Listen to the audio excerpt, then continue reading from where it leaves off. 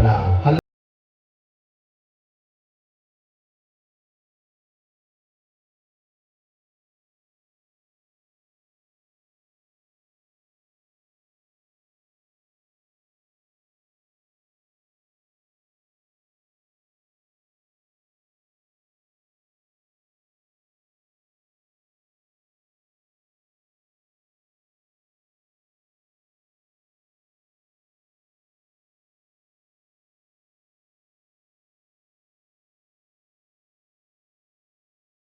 వాడు ఖచ్చితంగా నెరవేర్చేవాడు. భూమి ఆకాశంలో గతించనేమో కానీ నీ మాటలు ఎన్నడూ గతించిపోదు. నా దేవుని బిడ్డ, మనుషుల నోట్లో మార్పు జరగవచ్చు, ప్రకృతిలో మార్పు రావచ్చు, కానీ నువ్వు ఆరాధించే దేవుడు, ఏ దేవుని యొక్క సన్నిధిలో ఈ రాత్రి నువ్వు మోకరించినావో ఆ దేవుడు ఖచ్చితంగా నీ పట్ల అద్భుతం చేస్తాడు. నమ్మిన వాడు గట్టిగా చప్పట్లు కొట్టి ప్రభువును స్తుతిద్దామా. హల్లెలూయా. మన దేవుడు ప్రార్థన వినవాడు. వీళ్ళు ప్రార్థన చేస్తూ ఉన్నారు. మా కన్నీళ్లను చూసినావు, మా బాధను చూసినావు, వేదన చూసినావు. ఒక్కసారి మా జీవితంలో విడుదల చేయి. నువ్వు మాట ఇచ్చింటావు. అబ్రహాము ఇస్సాకులకు యాకోబులకు నువ్వు మాట ఇచ్చినావు. కానానుకు చేస్తామని నువ్వు చెప్పింటాను. మేము ఇంకా బానిసత్వంలో ఉంటామని చెప్పిన వెంటనే నా దేవుని బిడ్డ, దేవుడు ఒక రోజు ప్లాన్ చేసి ఉంటాడు. ఆ సమయంలో మనం గమనించినట్లయితే అమ్రాము యాకోబీత్ అనే ఇద్దరు ఉంటారు దంపతులు. ఆ దంపతులకు ముగ్గురు బిడ్డలు కలిగి ఉంటాం. ఆ ముగ్గురు బిడ్డల మొదటి మనం గమనించినట్లయితే మిరియం ఉంటుంది, రెండవ వ్యక్తి వచ్చి అహరోను ఉంటుంది, మూడవ వచ్చి మోషే అంటాం. ఈ మోషను నా దేవుని బిడ్డ పుట్టిన తర్వాత అక్కడున్న పరిస్థితి ఏమంటే, ఏ ఫరో అయితే మగ పిల్లవాడు పుడతాడో ఆ పిల్లవాడిని ఏం చేసినంటే నైలు నదిలో వేసి చంపమని చెప్పింటాం.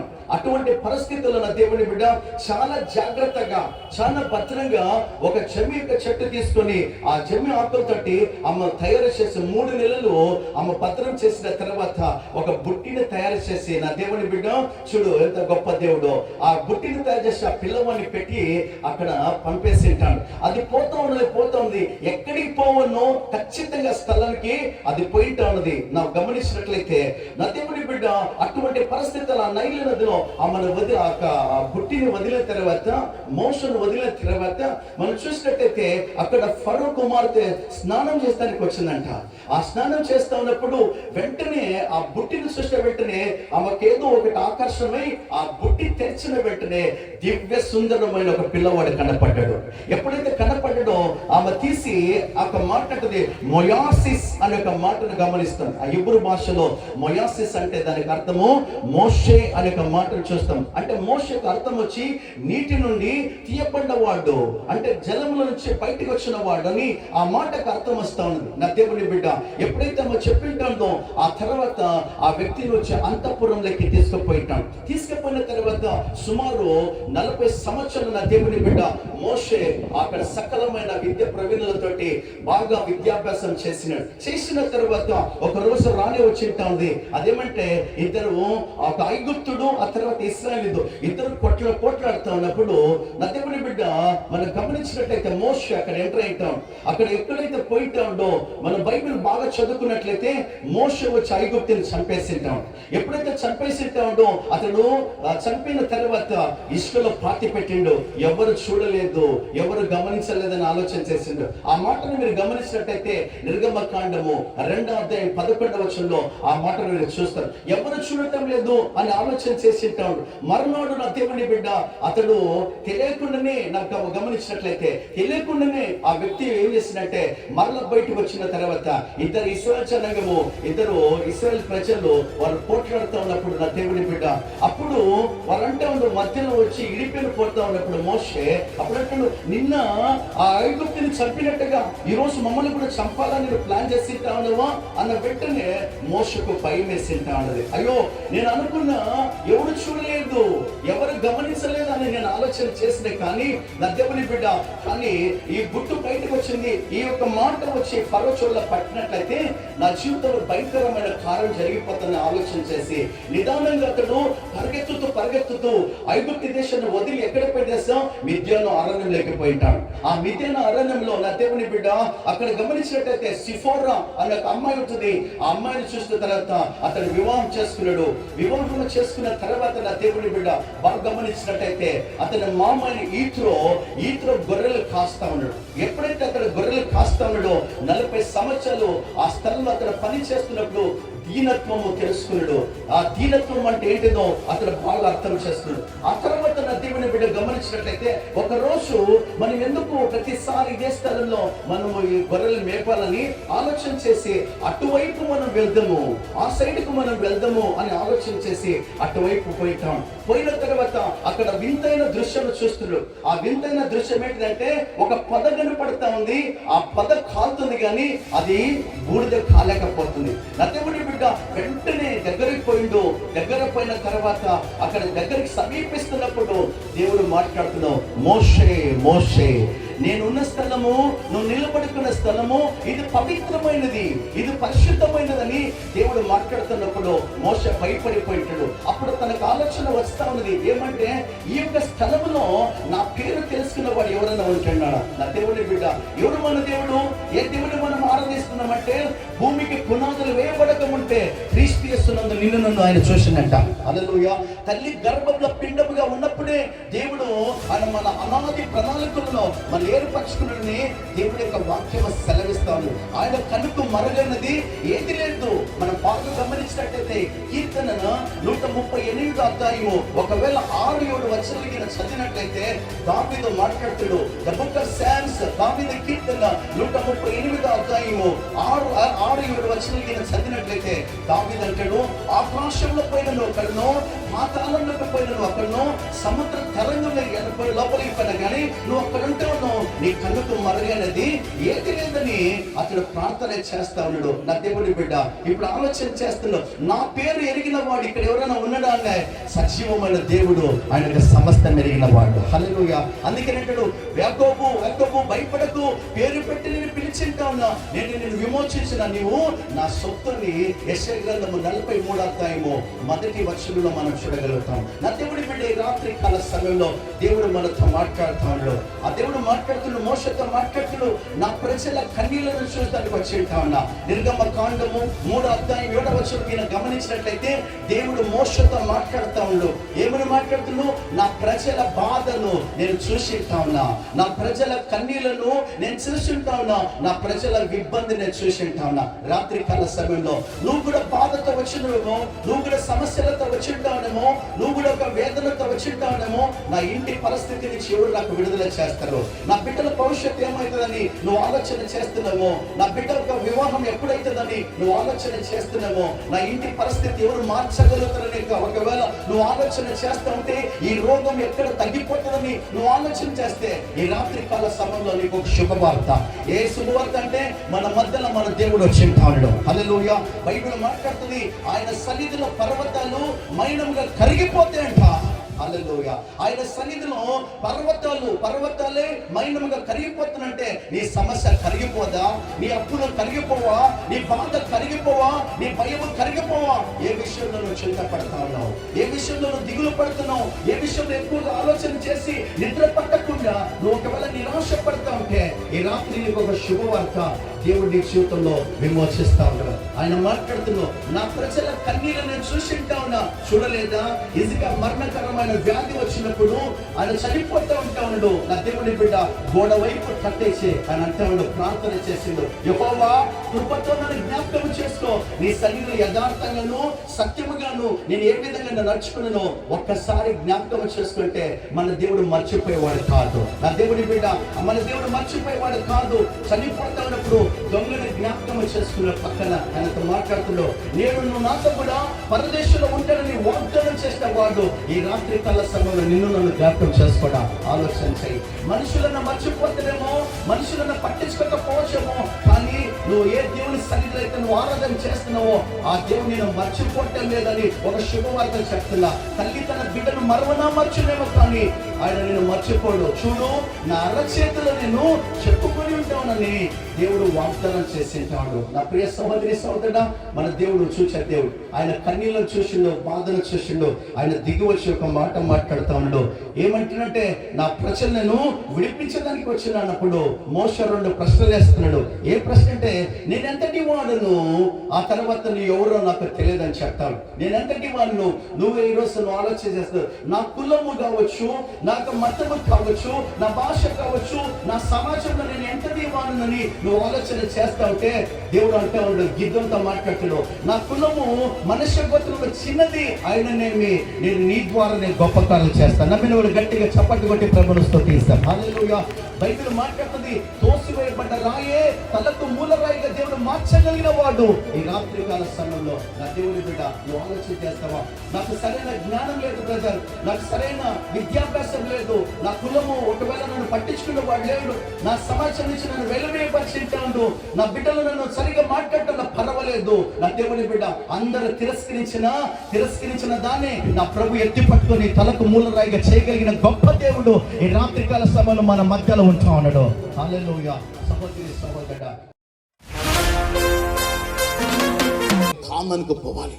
కానానికి పోంటే వారి జీవితంలో మందస్సం వచ్చింది, చాలా ప్రాముఖ్యము. కాబట్టి దేవుని బిడ్డ, మందస్సం ఎప్పుడైతే మన జీవితంలో ఉంటుందో ఖచ్చితంగా బైబిల్ అంటది ఇక్కడ మందస్సం ఉన్న కుటుంబం కూడా ఒక కుటుంబం పతనం అయిపోయింది. ఇక్కడ ఎవరి కుటుంబం అంటే దేవుని బిడ్డ, ఒక దైవ సేవకుని ఒక కుటుంబము, సిలువలో ఉన్న ఒక దైవ సేవకుని ఒక కుటుంబము, సిలువలో దేవుని ఆరాధన చేసే ఒక కుటుంబము, సిలువ దేవుని సన్నిధిలో నడిపించే కుటుంబం వచ్చి మందస్సం అంట ఎక్కడికి తీసుకెళ్ళారంటే, ప్రియ దేవుని బిడ్డ, యుద్ధం జరుగుతున్నప్పుడు వచ్చి ఎవరైతే ఫిలిష్తీయులతో ఇశ్రాయేలు ప్రజలతో యుద్ధం జరిగిన సందర్భంలో అక్కడ చూసినట్లయితే ఒప్పిని ఫినియాస్ అని చెప్పేసి అక్కడ ఒక ఇద్దరు కుమారులు ఉంటారు. ఇక్కడ ప్రియ దేవుని బిడ్డ, ఏలికి 2 కుమారులు. ఈ ఏలి కుమారులు ఏం చేసినట్టే, వారి జీవితంలో యుద్ధం సందర్భించిన సమయంలో వారు ఎక్కడ తీసుకుంటే ఆ యుద్ధంలో జయం పొందడానికి మందస్సం తీసుకుపోయినారు. కానీ వారి జీవితంలో మందస్సమై తీసుకుపోయింది, కానీ వారి జీవితంలో సరిలేదు. దేవుడు సర్వంత్యామి, మన జీవితాన్ని పరిశోధించేవాడు. ఈ రాత్రి కాల సమయంలో ఎవరు చూడకున్న పోలే కానీ పరమదేవుడు చూస్తున్నాడు. అక్కడ వచ్చి వారి జీవితంలో బహు భయంకరంగా జీవించినాడు. వచ్చి 2 కుమారులు కూడా వస్తాయి. దేవుని దృష్టిలో ఎంత భయంకరులు అంటే, దేవుడు అంటే భయము లేని జీవితాన్ని జీవించినాడు. దేవుని సన్నిధిలో వారు దేవుని యాజకులు నిలబడేవారు, దేవునికి సేవ చేసేవారు. అలాంటి వారంట వారి జీవితంలో దేవుని భయం లేని పరిస్థితి. దేవుడు అంటే వారి జీవితంలో కొద్ది కూడా భయమే లేదు. అలాంటి భయం అంటే వారు ఇష్టం వచ్చింది చేసేసి వారు ఇష్టం వచ్చేసి దానికి వారు ఆశపడింది. ప్రియ సహోదరి, నా దేవుడు కూడా మన ఇష్టానికి దేవుడు మన ఏర్పరచుకోలేరు. బైబిల్ అంటేది నీ దేహమే పరిశుద్ధాత్మకి ఏమంట, హల్లెలూయా. ఇక్కడ ఉండరు ఒకసారి, మీ దేహము పరిశుద్ధాత్మకు ఆలయమేనా? ఎంతమంది ఆలయమా? హల్లెలూయా. ఈ పరిశుద్ధాత్మ ఆలయం, ఈ ఆలయం ఎంత బాగా నువ్వు కాపాడుకుంటావో అంత బాగా దేవుడు నీకు సమీపం వస్తుండొచ్చు. నీ ఆలయంలో దేవుడు నివాసం చేయని ఆశపడతాడొచ్చు. ఈ ఆలయం అనేది చాలా ముఖ్యము. కాబట్టి ఈ శరీరం అనే ఆలయము ఏది కాదు, కానీ అది మనది కాదు. ఎవరు మనది అయితే వచ్చి ఈరోజు మన జీవితంలో ఎన్నో చేస్తాం వచ్చి, అవునా? మీరందరూ మనుషులే. బోలేసు మసీకి ఇంతేనా? బోలేసు మహారాజుకి. ఈ మందిరం మనం వచ్చి ఎప్పుడు కూడా బాగుంటుంది. దీనికి అంతే కదా ఏమేమో చేస్తాం. ఇక్కడ వచ్చి ఏమేమో ఇస్తాం. ఒకవేళ బయటపడాలంటే ఎన్ని అలంకారం చేసుకోవచ్చు. ఎక్కడైనా ఫంక్షన్ పోతే అట్నే పోతామా? కట్టుకున్న బట్టలు పోతామా? హోము ఎందుకు పోతాం? వచ్చి మనము బాగా కనబడాలా. ఎందుకంటే ఒక మనిషికి అంత ఆశ ఉన్నట్లయితే, ఒక మనిషికి సర్వసాధారణమైన మనిషి, మనం చేసింది ఏమి లేదు, ఈ దేహానికి ఏమి చేసింది లేదు, కానీ చేసిన వాడు సృష్టికర్త. ఈ చేసిన దానికి వచ్చి మనం వచ్చి ఎన్నో అలంకారం చేస్తాం. నేను అట్ట కనపడా, ఈ రీతి కనపడా కదా, కానీ అన్ని కూడా మంచిదే. మంచిని చెప్పడం అన్ని కూడా మంచిదే, కానీ దానికడికి ముఖ్యంగా ఒకటి మాత్రం మతికి పెట్టుకో. దీన్ని చేసిన దేవుడు వచ్చి మన జీవితంలో అలంకారం చేసిన దేవుడు, అలంకరించే దేవుడు మనలో ఉన్నట్టయితే ఖచ్చితంగా దీనికాడికి విలువ దేవుడు మనకు ఉండేవాడు. మన అలంకరించిన దేవుడు వచ్చి మన హృదయంలో ఎప్పుడు కూడా ఒక మనిషి జీవితంలో, మన జీవితంలో ఆ మందస్సం అంట ఎక్కడంట అది వచ్చి పట్టబడిపోయింది. ఎక్కడ పట్టబడి? ఫిలిష్తీయులు పట్టబడిపోయింది. 30,000 మంది హతమైపోయారు. దానికంటే ముఖ్యంగా 4,000 మంది చనిపోయారు. అక్కడ టోటల్ చూస్తే అక్కడ 34,000 మంది చనిపోయారు. అక్కడ మీరు ఇంటికి పోయినట్టయితే మొదటి సమయాల గ్రంథం 4వ అధ్యాయం చదువుకున్నట్టయితే అక్కడ ఫుల్ స్టోరీ మీకు తెలుస్తుంది. అక్కడ వచ్చి 34,000 మంది హతమైపోయారంట. అక్కడ వచ్చి యుద్ధంలో చనిపోయిన కారణం ఒకటి తెలుసా? అంత మాత్రమే కాదు, కానీ అంత మాత్రం కాకుండా ఆ మందస్సం పట్టబడింది. ఎప్పుడైతే మందస్సం పట్టబడిందో అక్కడ అంటే వచ్చి తనక ఫినియాస్ భార్య వచ్చి ఆమె గర్భంతో ఉన్నది. బిడ్డకి జన్మం ఇచ్చే సందర్భంలో ఆమెకు ఒక వార్త వినబడింది. వార్త వినబడితే ఏమంటే సార్ పేదలు కూడా మందస్సం పట్టబడిన వచ్చి ఆమె బిడ్డకి జన్మం ఇస్తా ఒక పేరు పెట్టింది. ఆ బిడ్డకంట ఏం పెట్టింది తెలుసా? ఏం పేరు పెట్టిందమ్మా? హల్లెలూయా. ఇక్కడ ఉండరా, ఏం పేరు పెట్టింది? ఇకాబోద్ అంట. ఇకాబోద్ అంటే అర్థం ఏంటి సార్? ప్రభావము ఇశ్రాయేలు తొలగిపోయింది. అక్కడ దేవుని సన్నిధిలో, దేవుని బిడ్డ దేవుని యొక్క సముఖంలో నువ్వు నేను సేవించే దేవుడు వచ్చి ఆయన సాధారణమైన దేవుడు కాదు. కీర్తన మాట్లాడతాడు 96వ కీర్తనలో 1,3-4 వచ్చి పెడితే ఆయన అంటాడు, ఆయన ముందట అగ్ని వచ్చి ఆయన కంచె ఉంటుందంట. అగ్ని కంచె మాత్రమే కాకుండా శత్రువులు దయించి వేస్తాడు. అలాంటి దేవుడు, రోషము కలిగిన దేవుడు, సజీవుడు అనే దేవుడు, జీవము కలిగిన దేవుడు. ఈ రాత్రి కాల సమయంలో నా దేవుని బిడ్డ మన జీవితంలో సమస్తము చేయగలిగిన దేవుడు. ఈ రోజు నువ్వు నమ్మినట్లయితే నీ కుటుంబాన్ని బాగు చేయగలిగిన దేవుడు. కారణం తెలుసా? మన కుటుంబంలో మందస్థాన్ని తీసుకురావాలి. మందస్థం మన కుటుంబంలో ఉంటే ఖచ్చితంగా నీ కుటుంబం దీవెనకరంగా ఉంటుంది. కానీ వారు పోగొట్టుకున్నారు కాబట్టి వారి జీవితంలో ఒక పేరు పెడుతుందంట, తన ప్రాణం పోయిపోవడం. అందుకని బైబిల్ ఒక లోకమంతా సంపాదించుకొని తన ప్రాణం పోగొట్టుకుంటే ఏమి ప్రయోజనం లేదు. తమ ప్రాణం పోయే సందర్భంలో ఒక పేరు పెడుతుంది ఏమట, ఇకాబోదని పేరు పెట్టిన బిడ్డకు. ఇకాబోద్ ప్రభావం తొలగిపోయింది, దేవుని సన్నిధి తొలగిపోయింది, దేవుని కార్యము తొలగిపోయినాయి. విశ్వాసి నా దేవుడా, చివరి దినాలు జీవిస్తున్నాం, జాగ్రత్త కలిగి మనం జీవించాలి. మన జీవితం ఎంత జాగ్రత్త కలిగి ఉంటావో అంతగా నీ జీవితంలో దేవుడు నీకు సమీపంగా ఉంటాడు. ఎంతవరకు దేవునికి నువ్వు అవకాశం ఇస్తావో అంతవరకు కూడా నా ప్రభు ఆయన అంటాడు కూడా. ఎంత బాగా మాట్లాడుతారంటే ఆయన వచ్చి మన సన్నిధిలో ఆయన వచ్చి మనతో ఉండేదానికి ఇష్టపడుతున్నాడు. కాబట్టి వారి జీవితంలో ఈ కార్యం జరిగిపోయింది. అక్కడ యెహోషువతో మాట్లాడుతున్నాడు ఏమట, యెహోషువ ఒకవేళ తిరిగి నువ్వు కానానికి పోవాలంటే నేను కాన చెందనే ఒక్క మాట పారించేలా మందస్సం తీసుకురా. మందస్సం తీసుకొని వచ్చి మాత్రమే కాకుండా యాజకులు సిద్ధపాటు చేయి. వారి జీవితంలో తిరిగి దేవుడి కార్యం చేయడానికి సిద్ధపాటు కలుగుతున్నాడు. విశ్వాసి నా దేవుడి బిడ్డ ఈ రాత్రి కాల సమయంలో దేవుడు అంటాడు వచ్చి ఎంత బాగా మాట్లాడుతుంటే ఒక మాట మనం చదువుకున్నాం ఈ సమయంలో. ఆయన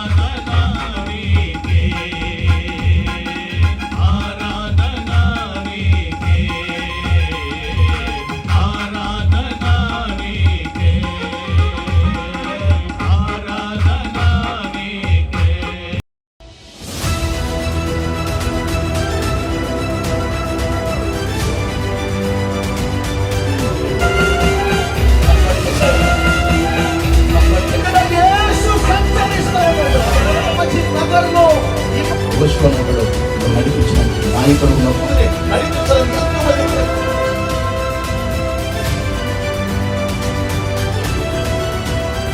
ఈ రాత్రికాల సమయంలో మాకు